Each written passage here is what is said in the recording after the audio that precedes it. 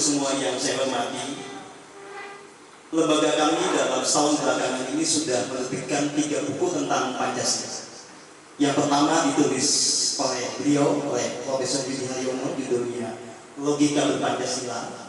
Kemudian ada buku yang berikutnya, Nyalakan Api Pancasila, yang ditulis oleh saya sendiri. Dan yang ketiga adalah Karya Bersama yang dieditasi oleh beliau, Profesor Yudi Haryono. Dan 3 buku ini kami terbitkan dengan cara yang sangat Pancasilais, tidak dengan motif kapitalistik, karena kami sangat tahu pasti tidak laku. Jadi kami menerbitkan ini dengan saweran. Jadi kami menggunakan apa yang kami punya agar ide ini kemudian bisa berkembang, agar narasi tentang Pancasila ini bisa hidup kembali di negara kita. Nah, Bapak dan Ibu semua yang saya hormati, perkenankan saya memberikan beberapa gagasan tentang Pancasila ini berdasarkan apa yang kami hayati. Jadi sejauh yang ini menjadi kesadaran kita, kesadaran saya dan komunitas ekonomi kami, Pancasila ini kan memang bagian dari sejarah panjang bangsa Indonesia yang sebetulnya bukan baru mengada di tahun 45. Dan juga bukan baru mengada di tahun 1928 ketika ada Sumpah Pemuda. Kita adalah bangsa yang sangat tua, yang di masa lalu ya kita kenal dengan nama yang lain. Kita sebut sebagai bangsa Nusantara, bangsa Dewantara, dan seterusnya. Nilai-nilai Pancasila adalah sesuatu yang didasarkan dari kebudayaan untuk bangsa kita yang tua, yang sesungguhnya pernah punya sebuah era kejayaan yang diwakili oleh Majapahit, Sriwijaya, Kahuripan, dan seterusnya. Dan saat ini kita bisa melihat jejak kejayaan itu pada batik kita, pada apa yang kita sebut sebagai candi. Candi-candi yang sebetulnya mencerminkan bangsa yang kuat dalam 5 aspek. Tidak ada satu negara, satu kerajaan yang bisa membangun candi yang besar kalau dia tidak punya kesadaran spiritual yang tinggi. Kalau dia tidak punya yang namanya kemajuan ekonomi, kalau dia tidak punya cita rasa seni, tidak mungkin juga bangsa itu bisa membangun candi kalau tidak punya stabilitas politik. Karena candi yang megah itu biasanya dibangun dalam berbagai generasi. Harus ada kontinuitas politik. Dan tentu tidak ada candi yang bisa dibangun dengan cara yang sangat megah dan indah kalau bangsa atau kerajaan kita masa lalu tidak punya kekuatan finansial. Jadi sebetulnya kalau kita bicara tentang era kejayaan, contoh kejayaan kita pernah punya. Dan di balik itu semua, apa yang melandasnya?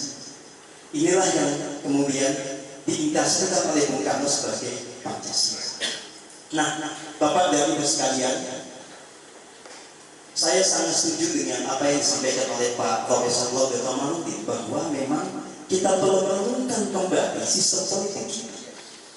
Karena kalau kita merujuk kepada sila 4, kerakyatan yang dipimpin oleh hikmat kebijaksanaan,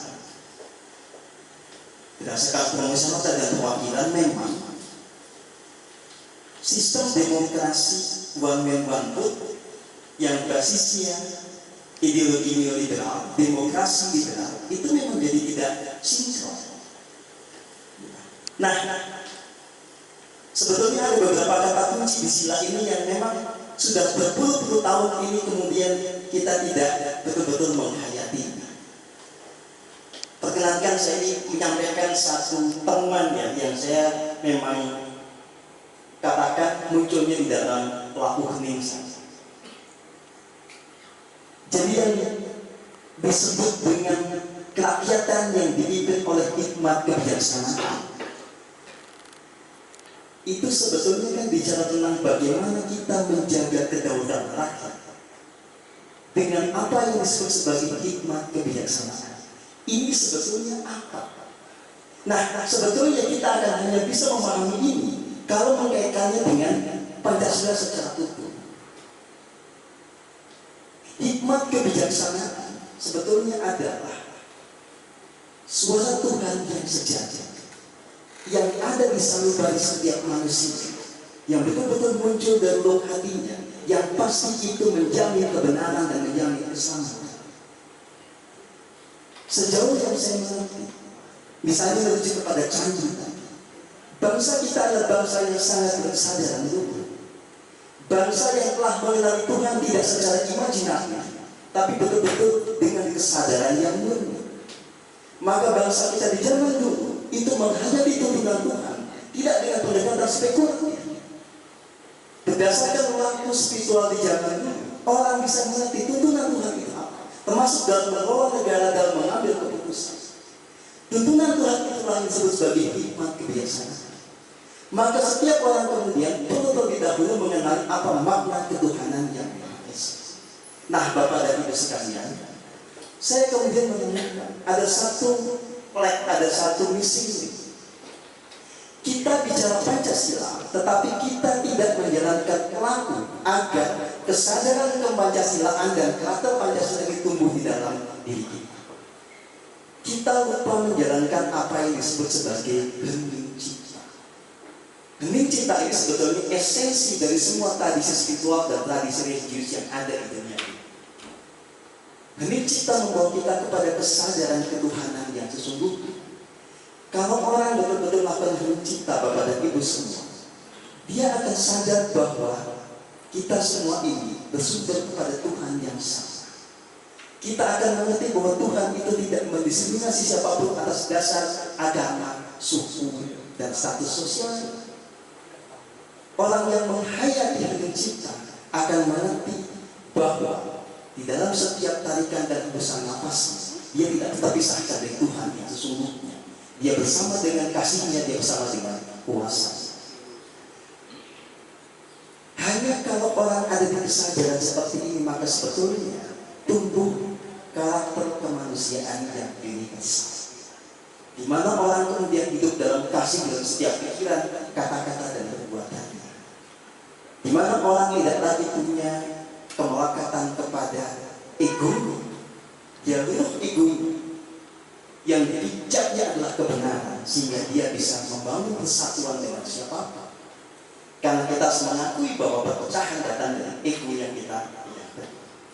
Hanya orang yang telah memiliki ego yang dia bisa bersatu dengan siapapun didasari oleh kebenaran. Nah, kalau orang sudah mengenai Tuhan yang nyata, termasuk dia yang mengejawantah di dalam relung hatinya, yang dalam berbagai bahasa memang disebut berbeda tetapi esensinya sama. Kalau orang Hindu bicaranya sebagai Sang Yang Atma, orang Islam bicaranya sebagai Nur Muhammad atau Ruhul Kudus. Orang Kristen bicara sebagai Roh Kudus. Bahasa Ibrani-nya Ruach Hakodes. Orang Jawa bicara tentang Dewa atau Diri Sejati. Itu yang selama ini absen dalam hidup kenegaraan kita, termasuk politik kita. Kan orang tidak mengenali Tuhan yang sesungguhnya. Yang sebetulnya itu harus digali lewat apa yang kita sebut sebagai tradisi hening cipta, yang dalam bahasa lain disebut sebagai zikir, yana, pranayama, kontemplasi. Nah, maka tidak mungkin kita bisa menghidupkan Pancasila kembali kalau tradisinya tidak kita bangun. Tanpa membangun tradisinya, Pancasila hanya akan menjadi penghias verbal dan isi kognisi kita, tidak menjadi karakter kita. Maka ini menjadi semangat kita sungguh-sungguh. Saya dengan Profesor Yudi sudah kenal setahun ini dan kita banyak kolaborasi. Beliau sangat kuat di aspek kognitif, saya melengkapi di aspek spiritual. Bagaimana Pancasila kita hidupkan bersama. Maka buku saya berjudul Nyalakan Kembali Abad Pancasila. Kenapa? Karena kita tidak butuh membicarakan sama-sama. Dia harus menyala di dada kita sebagai bangsa Indonesia. Dan itu hanya bisa kalau kita betul-betul mencipta. Bapak dan Ibu semua, saya menghayati sepenuhnya bahwa ketika kita menjalankan laku hening cipta, menghayati Pancasila sebagai sebuah nilai yang luhur, itu akan terimplementasi dalam keseharian. Kita tidak akan terjadi korupsi. Kita tidak akan memandang hina orang lain dan agamanya berbeda. Kita akan sungguh-sungguh bisa menghargai siapapun atas dasar kesadaran kemanusiaan yang universal. Dan itu nanti akan menjadi hal yang mendasar ketika kita membangun sistem politik dan kenegaraan kita. Pemimpin yang punya kesadaran universal yang bisa mengayomi semuanya, yang dilambangkan oleh berbagai sila dalam Pancasila, termasuk sila yang ketiga itu pohon beringin, bisa mengayomi semua. Saya berharap dengan pertemuan ini kita bisa saling melengkapi, saling mendukung, saling menyempurnakan gagasan sehingga utuh, kemudian kita mengenali kembali Pancasila sebagai dasar negara sekaligus jalan spiritual bangsa. Kita ini bangsa spiritual, kita bangsa yang agung, jangan lupakan jalan spiritual kita yang sudah diinvestikan sebagai Pancasila. Terima kasih banyak, sampai ketemu di dalam diskusi yang lebih hangat. Terima kasih. Ini Pak Bupati Kamila, Pak Rido Hinoan, Pak Odekam dan semua. Selamat sore, salam Pancasila.